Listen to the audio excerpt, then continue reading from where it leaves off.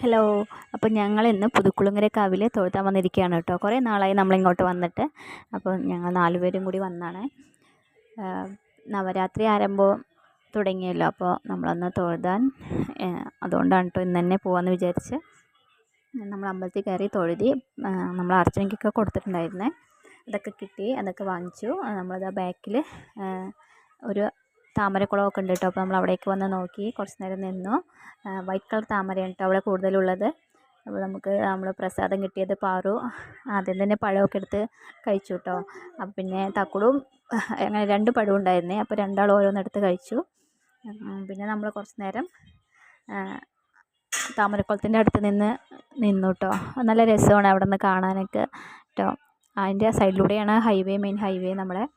അപ്പോൾ അത് കഴിഞ്ഞ് നമ്മൾ ഫ്രണ്ടിലോട്ട് വന്നു. അപ്പോൾ അവിടെ നോട്ടീസ് ബോർഡിൽ നവരാത്രി ആരംഭത്തിൻ്റെ പരിപാടികൾ എന്തൊക്കെയാണെന്നൊക്കെ എഴുതി വെച്ചിട്ടുണ്ടായിരുന്നു കേട്ടോ. സ്റ്റാർട്ടിങ് 22-ാം തീയതി മുതലാണ്. അപ്പോൾ 2-ാം തീയതി വരെയാണ് കേട്ടോ പരിപാടികൾ. പിന്നെ 2-ാം തീയതിയാണ് എഴുത്തിന് ഇരുത്തുന്നത് കേട്ടോ കുട്ടികളെ. അപ്പോൾ നല്ല പരിപാടികളൊക്കെ ഉണ്ട്. 29, 28-നൊക്കെ വലിയ അമ്മമാരുടെയും ചേച്ചിമാരുടെയും തിരുവാതിരക്കളി ഒക്കെ ഉണ്ട് കേട്ടോ. അപ്പോൾ നല്ല പ്രോഗ്രാംസൊക്കെയാണ്. പിന്നെ നമ്മളതൊക്കെ വായിച്ചിട്ട് നമ്മൾ ഫ്രണ്ടിലോട്ട് വന്ന് കുറച്ച് നേരം ഇരുന്നു കേട്ടോ. ഫ്രണ്ടിൽ വലിയൊരു ഗ്രൗണ്ടാണ്. അവിടെ ഡ്രൈവിങ്, പിന്നെ ഫുട്ബോൾ, ക്രിക്കറ്റ്, പിന്നെ ജോഗിങ്, വാക്കിങ് എല്ലാത്തിനും വരുന്ന ആൾക്കാരുണ്ട് കേട്ടോ. അപ്പോൾ നമ്മൾ കുറച്ച് നേരം അവിടെ ഇരുന്ന് അതൊക്കെ വാച്ച് ചെയ്തു കേട്ടോ. അപ്പോഴാണ് അതിലൂടെ ഒരു റോക്കറ്റ് വന്നത് കേട്ടോ.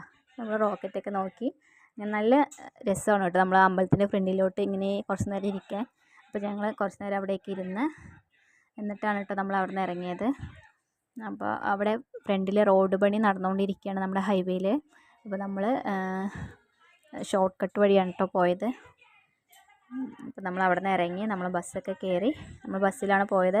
അപ്പോൾ വരുമ്പോഴും അതേപോലെ ബസ്സിലേക്ക് കയറി നമ്മൾ തിരിച്ച് വീട്ടിലോട്ട് വന്നു കേട്ടോ. ഇത്രയേ ഉള്ളൂ കേട്ടോ നമ്മുടെ ഇന്നത്തെ വീഡിയോ.